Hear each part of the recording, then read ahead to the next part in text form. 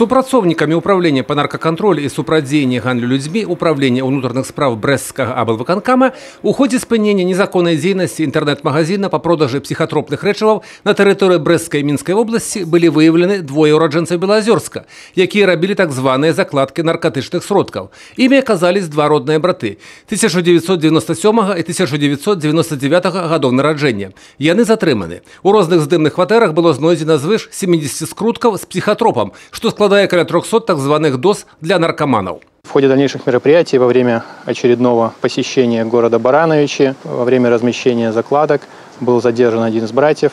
При себе у него было изъято еще несколько неразмещенных закладок. Почти одновременно в городе Минске был задержан второй брат. Гаджеты подозренных и конфискованные в ходе обыска рэчыва было отправлено на специальную экспертизу. Ранее на исследование к экспертам были направлены изъятые у одного из братьев компьютерная техника, а также мобильные телефоны с целью извлечения необходимой информации, а также сведений о противоправной деятельности, а именно распространении наркотических средств и психотропных веществ. В срочном порядке барановичскими экспертами была проведена химическая экспертиза. Согласно заключению эксперта, данное порошкообразное вещество является особо опасным психотропным веществом альфа-ПВП.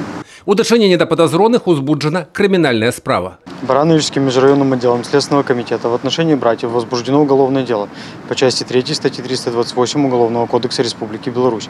В настоящее время по уголовному делу проводятся следственные и иные процессуальные действия, в том числе с участием подозреваемых.